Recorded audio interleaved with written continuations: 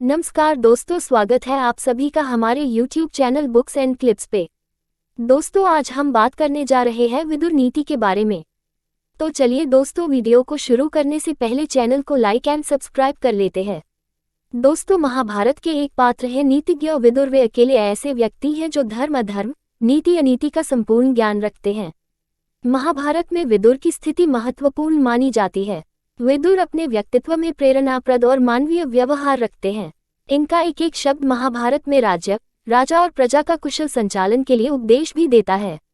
महात्मा विदुर युद्ध टालने के लिए धृतराष्ट्र को अधर्म का साथ छोड़ने के लिए उपदेश करते हैं, लेकिन विदुर के उपदेश धृतराष्ट्र का हृदय परिवर्तन नहीं कर पाते और जिसका परिणाम महाभारत के युद्ध के रूप में सामने आता है। लेकिन इसके लिए हम विदुर जी की नीति को विफल नहीं ठहरा सकते। उनका प्रत्येक उपदेश काल की कसौटी पर भली भांति जांचा परखा गया है। आइए शुरू करते हैं पहले उपदेश से। कार्य सिद्धि की दृष्टि से मनुष्य 3 प्रकार के होते हैं: उत्तम, मध्यम और अधम। जो कार्य को श्रम के डर से पूरा ही नहीं करते या प्रारंभ ही नहीं करते, वे आलसी अधम कहलाते हैं। जो उत्साह में कार्य तो प्रारंभ कर देते हैं, लेकिन श्रम के भय से अथवा फल की आशंका से कार्य को बीच में ही छोड़ देते हैं अथवा शिथिलतापूर्वक करते रहते हैं, वे मध्यम श्रेणी के। और जो पुरुष उत्साहपूर्वक कार्य प्रारंभ करते हैं और पूरी शक्ति से उसे संपन्न करते हैं, वे उत्तम पुरुष कहलाते हैं। सुखी मनुष्य वही है जो रोग रहित रहे, उस पर किसी का कोई ऋण न हो, उसे परदेश में न रहना पड़े, मेलजोल अच्छे लोगों के साथ हो, धर्मपूर्वक अपनी वृत्ति से जीविका चलाता हो और निडर रहता हो। यही मनुष्य के सुख के आधार हैं। जो बात स्वयं को बुरी लगती हो, उसे दूसरे के लिए भी नहीं करना चाहिए। मूल रूप में यही धर्म है। इस सब के विपरीत जो कार्य किए जाते हैं, वे सभी अधर्म कहे जाते हैं। जो व्यक्ति कभी अपने पराक्रम की डींग नहीं हाँकता, संतुलित रहकर कभी उद्दंडता नहीं करता, समन्वय की बात करता है, क्रोधित होने पर भी न तो व्याकुल होता है, न कटुवचन बोलता है, बल्कि धीरज से काम लेता है, वह व्यक्ति सभी का प्रिय होता है। अपना सुख तो सुख होता ही है, उसमें प्रसन्न क्या होना। प्रश्न तो दूसरे के डेक में हाथ बटाने का होता है। जो व्यक्ति दुखियों का सहायता करता है, दान देता है, लेकिन बाद में कोई पश्चाताप नहीं करता, वह सज्जनों में सबसे बड़ा सदाचारी होता है। उसकी सब जगह प्रशंसा ही होती है।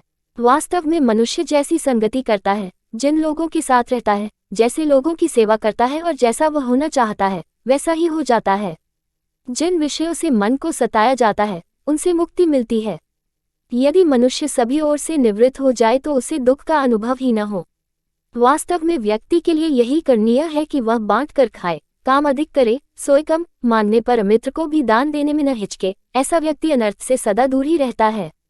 जो व्यक्ति अपने कर्म गुप्त रखता है, चाहे हितकारी हो या अहितकारी, वह अपनी चतुरता के कारण सफल होता है। मनुष्य को चाहिए कि वह जिसकी पराजय नहीं चाहता, उसके बिना पूछे भी उसके कल्याण के लिए, चाहे बात अच्छी लगने वाली हो या बुरी लगने वाली, कहने में लेशमात्र भी संकोच नहीं करना चाहिए। मछली बढ़िया खाने के पदार्थ से ढकी हुई लोहे के कांटे को लोभ में पड़कर निगलना चाहती है, वह उसके परिणाम को भूल जाती है, फलस्वरूप शिकंजे में फंस जाती है। इसी प्रकार अपनी उन्नति चाहने वाला पुरुष यदि ग्रहण करने योग्य वस्तु से अधिक की अपेक्षा करता है या ग्रहण करता है, तो वह उसके परिणाम से बच नहीं पाता। निरर्थक बोलने वाले, पागल अथवा बकवास करने वाले बच्चे से भी उसी भांति तत्व की बात ग्रहण करनी चाहिए, जैसे पत्थर से सोना निकाला जाता है। जैसे पक्षी एक एक दाना चुगता है, उसी प्रकार पुरुष को चाहिए कि वह भावपूर्ण वचनों सद्वचनों का श्रवण करे। जो गाय बड़ी कठिनाई से दूध देती है, वह बहुत क्लेश उठाती है, और जो आसानी से दूध देती है, वह सुखी रहती है, लोग उसे कष्ट नहीं देते। इसी प्रकार जो धातु बिना गर्म किए मुरझाती है, उसे आग में नहीं तपाया जाता है, और जो लकड़ी स्वयं मुरझाती है, उसे कोई झुकाने का प्रयत्न नहीं करता। कहने का तात्पर्य यही है कि बुद्धिमान पुरुष को चाहिए कि वह शक्तिशाली के सामने झुक जाए, क्योंकि जो बलवान के सामने झुकता है वह मानो इंद्र देवता को प्रणाम करता है। जो दूसरों के धन, रूप, पराक्रम, कुलीनता, सुख, सौभाग्य और सम्मान के प्रति ईर्ष्यालु होता है, वह मानो असाध्य रोग से पीड़ित होता है और इसका निदान किसी के पास नहीं होता। बैर की आग जब एक बार शांत हो जाती है, उसे शांत ही रहने देना चाहिए। जो व्यक्ति इस अग्नि को पनपने नहीं देता, गर्व नहीं करता, उसमें किसी प्रकार की हीनता की भावना नहीं विकसित होती, वह किसी प्रकार से विपत्ति का रोना भी नहीं रोता और इसका लाभ उठाकर अनुचित कार्य भी नहीं करता। ऐसा आदमी ही श्रेष्ठ जन कहा जाता है, उसी का लोग सम्मान भी करते हैं। यदि मनुष्य पहले इंद्रियों सहित मन को अपना शत्रु मानकर जीत लेता है, तो फिर वह अपने मित्रों और शत्रुओं को भी जीतने की इच्छा करे तो उसे सफलता मिलती है। ऐसे पुरुष की लक्ष्मी भी सेवा करती है। जो अपराध करता है उसी की निंदा होती है और सदैव उत्तम व्यवहार करने वाले की प्रशंसा होती है। पंडित वही कहलाता है जिसे वास्तविक स्वरूप का ज्ञान हो, उद्योग करने की क्षमता हो और धर्म में स्थित रहकर दैख सहने की अपार शक्ति हो तथा जो पुरुषार्थ से मुंह न चुराने की प्रकृति वाला हो। जो अच्छे कर्मों को सेवन करता है, बुराइयों से दूर रहता है, श्रद्धा भाव और आस्तिक होकर क्रोध, हर्ष, गर्व, लज्जा, उद्यमता और अपने को पूज्य समझना आदि भावों से पुरुषार्थ को भ्रष्ट नहीं होने देता, वही पंडित कहलाता है। दूसरे लोग जिसके कर्तव्य, सलाह और पहले से किए हुए विचार को नहीं जानते, बल्कि काम पूरा होने पर ही जानते हैं, वही तो पंडित है और चतुर भी। जो न चाहने वालों को चाहता है और चाहने वालों को त्याग देता है, अपने से अधिक बलवान के साथ बैर बांध लेता है, वह मूल विचार का मनुष्य कहलाता है। जो व्यक्ति किसी कारण किसी काम को किए धर्म और अर्थ के विरुद्ध हो जाता है, न पाने योग्य वस्तु की कामना रखता है, उसे मूढ़ बुद्धि कहा जाता है। उपदेश न देने योग्य व्यक्ति को जो उपदेश देता है, शून्य की उपासना करता है और अस्त्र का सहारा लेता है, उसे मूर्छित वाला व्यक्ति कहते हैं। बहुत अधिक धन, विद्या, ऐश्वर्य आदि को पाकर भी जो इठलाता नहीं वह तो पंडित होता है। परंतु स्वयं समर्थ होते हुए भी जो असमर्थ लोगों का ध्यान न रखते हुए उन्हें बांटे बिना ही उत्तम भोजन करता है और उत्तम वस्त्र पहनता है, वह सबसे बड़ा क्रूर होता है। एक बुद्धि ही तो होती है जिसने व्यक्ति करने योग्य और न करने योग्य कामों का निश्चय करता है तथा साम, दान, दंड, भेद चार नीतियों से अपने शत्रु, मित्र अथवा उदासीन को वश में करता है। इस संसार में क्षमा ही वशीकरण रूप है। भला सोचिए, क्षमा से क्या सिद्ध नहीं हो पाता। जिसके हाथ में शांति रूपी तलवार है, दुष्ट लोग उसका क्या कर लेंगे। और जहाँ तिनके नहीं होते वहाँ गिरी आग अपने आप बुझ जाती है। जो व्यक्ति क्षमाशील नहीं होता वह अपने साथ साथ दूसरे को भी दोष का भागी बना लेता है, स्वयं भी कष्ट पाता है और उसके साथ रहने वाला हर व्यक्ति कष्ट पाता है। दो प्रकार के पुरुष सूर्यमंडल को भेद कर उच्च गति पाते हैं। एक वे जो योग्य युक्त सन्यासी होते हैं, दूसरे वे जो युद्ध में वीरता से लड़ते हुए वीर गति को प्राप्त होते हैं। तीन लोग धन के अधिकारी नहीं माने जाते, स्त्री, पुत्र और दास। ये जो कुछ कमाते हैं उसी के माने जाते हैं जिसके ये अधीन होते हैं। दूसरे के धन का हरण करने वाला, दूसरे की स्त्री से संसर्ग करने वाला और हितकारी मित्र का त्याग करने वाला, ये तीनों ही नाश के पात्र होते हैं। काम, क्रोध और लोभ आत्मा का नाश करने वाले तीन द्वार हैं। अतः इन तीनों को त्याग करना चाहिए। पिता, माता, अग्नि, आत्मा और गुरु की सेवा बड़े यत्न से करनी चाहिए। जो व्यक्ति देवता, पितर, मनुष्य, सन्यासी और अतिथि की शुद्ध हृदय से पूजा करता है और उन्हें संतुष्ट करता है, वह शुद्ध यश प्राप्त करता है। जिस प्रकार समुद्र की सैर करने वाला मनुष्य फटी नाव को छोड़ देता है, उसी प्रकार ज्ञानी पुरुष के लिए यह आवश्यक है कि वह उपदेश न देने वाले आचार्य, मंत्रोच्चारण न करने वाले होता अथवा रक्षा करने में असमर्थ राजा, कटु वचन बोलने वाली स्त्री, गांव में रहने वाले ग्वाले और वन में रहने वाले नाई को त्याग देना चाहिए। इसके विपरीत सत्य, दान, कर्मण्यता, दूसरों में दोष देखने की प्रवृत्ति का अभाव, क्षमा और धैर्य का कभी त्याग नहीं करना चाहिए। चोर असावधान पुरुष से, वैद्य रोगी से, मतवाली स्त्रियां कामियों से, पुरोहित यजमानों से, राजा झगड़ने वालों से और विद्वान पुरुष मूर्खों से अपनी जीविका चलाते हैं।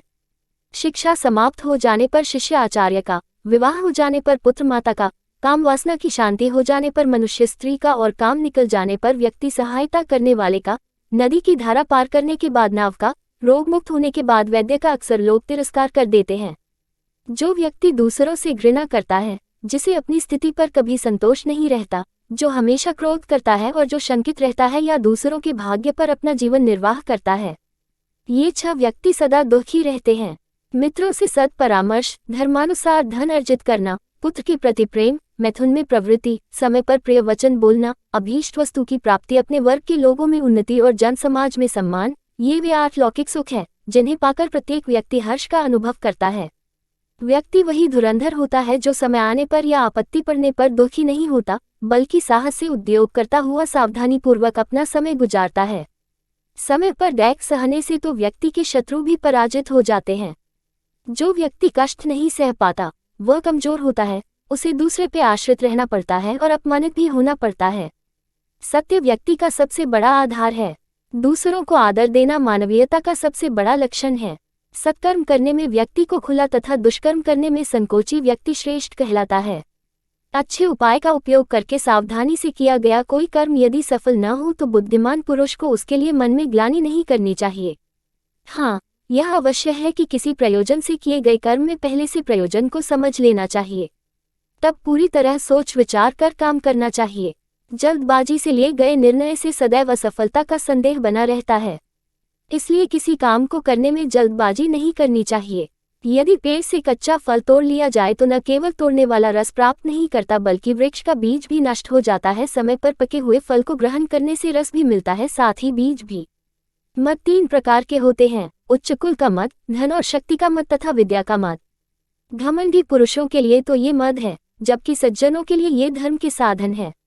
अच्छे वस्त्र वाला किसी भी सभा में अपना प्रभाव जमा लेता है। जिसके पास गौ है वह मीठे स्वाद की आकांक्षा को जीत लेता है। सवारी से चलने वाला मार्ग को जीत लेता है, पर शीलवान पुरुष सब पर विजय पा लेता है। दलित के पेट में लगकर भी पच जाता है, जबकि धनियों को प्रायः भोजन करने की शक्ति ही नहीं होती। इसी प्रकार एक दूसरा पक्ष भी है। अधम पुरुषों के सामने जीविका का भय होता है। मध्यम श्रेणी के पुरुष मृत्यु से डरते हैं, जबकि उत्तम पुरुषों को अपमान का ही महान भय होता है। वचन रूपी वाण मुंह से निकलकर दूसरों के धर्म पर चोट करते हैं, उनसे आहत मनुष्य रात दिन घुलता रहा है। इसीलिए विद्वान पुरुष के लिए कहा गया है कि वे दूसरों पर इसका प्रयोग न करें। धैर्य धारण, मन का निग्रह और सत्य धर्म का पालन ही मनुष्य का पहला कर्तव्य है। पुरुष को चाहिए कि वह मन की सारी गांठें खोलकर प्रिय और अप्रिय को अपनी आत्मा के समान समझे। दूसरों से अभद्र गाली सुनकर भी प्रत्युत्तर में उनसे भद्रता का ही व्यवहार करे, क्योंकि क्षमा कर देने वाले का रोका हुआ क्रोध सम्मुख गाली देने वाले को जला डालता है और उसके पुण्य भी ले लेता है। जो न स्वयं किसी से जीता गया हो, जिसने किसी को जीतने की इच्छा भी न की हो, न किसी से उसका बैर हो और न कभी दूसरे को चोट पहुंचाने का प्रयास किया हो, निंदा और प्रशंसा में जो समान भाव से आचरण करता हो, ऐसा व्यक्ति हर्ष और शोक से परे हो जाता है। बुद्धि से मनुष्य अपने भय को दूर करता है, तप से महान पद प्राप्त करता है, गुरु सेवा से ज्ञान और योग से शांति को प्राप्त करता है। अभिमान सबसे भयानक नाश का कारण होता है। कहा गया है, बुढ़ापा रूप का, आभा धैर्य का, काम लज्जा का, क्रोध लक्ष्मी का नाश करता है। इसी प्रकार अभिमान व्यक्ति का सर्वस्व नाश कर देता है। ये संसार भी विविध रंग वाला और क्रिया व्यापार वाला है। इसमें कोई मनुष्य दान से प्रिय होता है, कोई प्रिय वचन बोलने से, कोई मंत्र और औषध बल से प्रिय होता है, किंतु जो वास्तव में प्रिय है वह तो सर्वप्रिय होता है। जो वृद्धि भविष्य में नाश का कारण बने उसे अधिक महत्व नहीं देना चाहिए, और जिससे आगे चलकर अभ्युदय हो ऐसे क्षय का भी आदर करना चाहिए। जो अधिक गुणों से संपन्न और नम्र स्वभाव वाले हैं वे प्राणियों पर अत्याचार होते देखकर चुप नहीं रह सकते, परंतु जो लोग सदा दूसरों की निंदा करने में ही लगे रहते हैं, दूसरों को डेक देने और आपस में फूट डलवाने में गौरव का अनुभव करते हैं, ऐसे लोगों के तो दर्शन भी नहीं करने चाहिए। न ऐसे लोगों से धन लेना चाहिए और न ही उन्हें धन देना चाहिए। जो पुरुष अपने परिवार के लोगों का सत्कार करता है, बड़े बूढ़ों की सेवा करता है, उसका सदा ही कल्याण होता है। अपने जाति भाइयों के साथ विरोध तो कभी करना ही नहीं चाहिए, क्योंकि जाति भाई यदि सदाचारी होते हैं तो नाव को किनारे लगा देते हैं और यदि दुराचारी हो तो डुबो भी देते हैं। बड़े बड़े कुशल विद्वानों के द्वारा दिया गया ज्ञान का उपदेश भी व्यर्थ हो जाता है यदि उससे ज्ञान की प्राप्ति न हो या ज्ञान होने पर भी उन ज्ञान का उपयोग समय पर न किया जाए।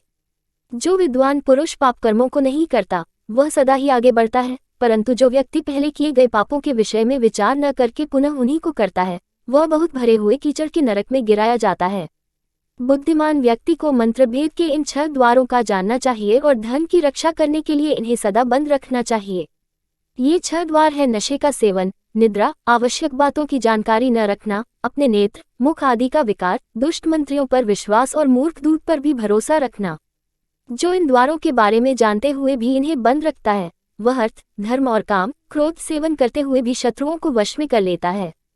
जो व्यक्ति किसी की सुनता नहीं उससे कही हुई बात उसी प्रकार नष्ट हो जाती है जिस प्रकार समुद्र में गिरी हुई वस्तु।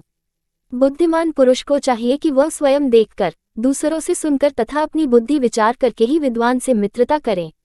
विनय भाव से अपयश का नाश होता है, पराक्रम से अनर्थ का, क्षमा से क्रोध का और सदाचार से कुलक्षण का अंत हो जाता है। जो व्यक्ति विद्वानों की सेवा करता हो, वैद्य, धार्मिक, सुंदर मित्र रखने वाला तथा मीठा बोलने वाला हो, ऐसे व्यक्ति की तो सदैव ही रक्षा करनी चाहिए। मर्यादा का उल्लंघन करने वाला, कोमल स्वभाव वाला तथा लज्जाशील पुरुष सैकड़ों कुलीनों से बड़ा माना जाता है।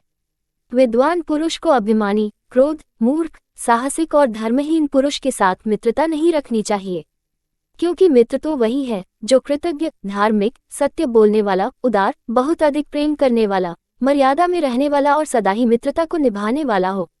जो व्यक्ति अन्याय के द्वारा नष्ट हुए धन को अपनी बुद्धि से सोच विचार कर सही नीति का निर्धारण करते हुए दोबारा वापस लाने की क्षमता रखता है, वह वीर पुरुष कहलाता है। जो पुरुष आगे आने वाले दुखों को समय रहते रोक सकता है, वर्तमान काल में अपने सभी कर्तव्यों का दृढ़ता से पालन करता है तथा भविष्य में उसे जो कार्य करने हैं उनके लिए पहले से ही सचेत रहता है, ऐसा पुरुष कभी भी अर्थ से खाली नहीं होता। शुद्ध मन, वचन, कर्म से किए गए कार्य सदा ही कल्याणकारी होते हैं। मंगलमय पदार्थों का स्पर्श, मन की इच्छाओं को रोकना, शास्त्र का अभ्यास, परिश्रम, सरलता और सत्पुरुषों का दर्शन करना, उनका सत्कार करना, ये सभी कार्य कल्याणकारी होते हैं। बहुत अधिक श्रेष्ठ, अधिक दान देने वाला, अधिक वीर, व्रत नियमों का अधिक पालन करने वाला तथा अपने ऊपर अधिक घमंड करने वाले पुरुष के पास लक्ष्मी नहीं रहती। घने जंगल में, कठिन रास्ते पर, विपत्ति के समय अपने समक्ष प्रहार करने के लिए उठे शस्त्र को देखकर भी आत्मबल से युक्त व्यक्ति को कभी भय नहीं लगता। परिश्रम, संयम, धैर्य, सावधानी, स्मृति और सोच विचार कर कार्य शुरू करना, यही उन्नति के साधन होते हैं। शांति के द्वारा क्रोध को जीता जा सकता है। दुष्ट व्यक्ति सद्व्यवहार से वश में हो सकता है। कंजूस को दान से और झूठ को सत्य से जीता जा सकता है। चरित्र से गिरी हुई स्त्री धूर्त, आलसी, डरपोक, क्रोधी, घमंडी, चोर, नास्तिक आदि का कभी विश्वास नहीं करना चाहिए। जिस व्यक्ति ने धन दान करके मित्र को वश में कर लिया हो, शत्रु को युद्ध में जीत लिया हो, स्त्रियों को अच्छा भोजन कराकर वश में कर लिया हो, ऐसे पुरुष का जीवन सफल होता है। जिन व्यक्ति की किसी में आसक्ति नहीं होती और श्रेष्ठ लोगों से आदर पाकर अपनी शक्ति के अनुसार ही वह अर्थ साधन करता रहता है, ऐसे पुरुष को यश प्राप्त होता है। साधु संत लोग उस पर प्रसन्न रहते हैं और उसके लिए मंगल कामना करते हैं। सज्जन पुरुष अधर्म से आई हुई संपत्ति को उसी प्रकार त्याग देता है जिस प्रकार सांप अपनी केंचुली को उतार कर फेंक देता है और फिर सुख का अनुभव करता है। भय, कामना और लोभ से कभी धर्म का त्याग नहीं करना चाहिए, क्योंकि धर्म नित्य है तथा सुखदायक नित्य है। जीव नित्य है पर इसका कारण अनित्य है। आपको अनित्य को छोड़कर नित्य को अपनाना चाहिए। जिस प्रकार बिना फल फूल वाले वृक्ष को पक्षी छोड़ देते हैं, उसी प्रकार मरे हुए व्यक्ति को उसके जाति भाई, परिवारजन आदि चिता में रखकर आ जाते हैं। मरे हुए व्यक्ति के साथ तो केवल उसके भले बुरे कर्म ही जाते हैं जो उसने इस जीवन में किए होते हैं। इसीलिए मनुष्य को सदा धर्म के कार्यों में ही प्रवृत्त रहना चाहिए। जो व्यक्ति बुद्धि, धर्म, विद्या और अवस्था में अपने से बड़े तथा श्रेष्ठ पुरुष में कर्तव्य और अकर्तव्य के विषय में प्रश्न करता है, वह कभी भी मोहमाया में नहीं पड़ता। काम और भूख को अपने वश में रखे। नेत्रों के द्वारा हाथ पैरों की रक्षा, मन से नेत्र और कानों की तथा सत्कर्मों से मन और वाणी की रक्षा करें। जो व्यक्ति धनी होने पर भी दान न दे और दरिद्र होने पर भी कष्ट सहन न कर सके, ऐसे व्यक्ति को पानी में डुबाकर मार देना चाहिए। एक लक्ष्मीवान गृहस्थ के घर में कुल का बूढ़ा, संकट में पड़ा हुआ उच्च कुल का मनुष्य, धनहीन मित्र और निसंतान बहन को सदा परिवारजन के समान पूरा आदर मिलना चाहिए। बुद्धि कुलीनता, इंद्रिय निग्रह, शास्त्र ज्ञान, पराक्रम, अधिक न बोलना, दान की प्रवृत्ति और कृतज्ञता भाव से 8 गुण किसी भी पुरुष को ख्याति दिलाने में सक्षम है। विनाश के 8 अन्य लक्षण और भी है। ब्राह्मणों से द्वेष करना, उनके विरोध का पात्र बनना, ब्राह्मणों का धन हड़पना, उनकी हत्या, ब्राह्मण निंदा और प्रशंसा सुनने की प्रवृत्ति, यज्ञ आदि कार्यों में उनका स्मरण न करना या अवहेलना करना तथा कुछ मांगने पर उनमें दोष निकालना से मूलतः त्याज्य कर्म है। बुद्धिमान व्यक्ति को चाहिए कि सदैव इनसे बचे और ब्राह्मणों का सम्मान करते हुए उनका आदर करे। ब्राह्मणों की अवहेलना स्वयं एक बड़ा पाप कर्म है। समर्थ व्यक्ति को तो सदा दूसरों को क्षमा करना चाहिए, क्योंकि क्षमा से बड़ा दूसरा हितकारी और संपन्नता प्रदान करने वाला और कोई दूसरा उपाय नहीं है। जो शक्तिहीन है उसे तो क्षमा करना ही चाहिए, परंतु जो शक्तिशाली है उसे भी अपने धर्म का पालन करते हुए क्षमा को ही महत्व देना चाहिए। जिस सुख का सेवन करने से अर्थ और धर्म की हानि नहीं होती है, उसका तो पूर्ण रूप से सेवन करना ही उचित है। जो व्यक्ति सदा ही दुखी रहते हैं, आलसी, ईश्वर में विश्वास न रखने वाले, अपनी इंद्रियों को वश में न रखने वाले तथा किसी भी कार्य में उत्साह न दिखाने वाले हैं, इन लोगों के यहाँ कभी भी लक्ष्मी निवास नहीं करती। हमारे लेटेस्ट वीडियो को देखने के लिए हमारे YouTube चैनल को सब्सक्राइब करना न भूलें।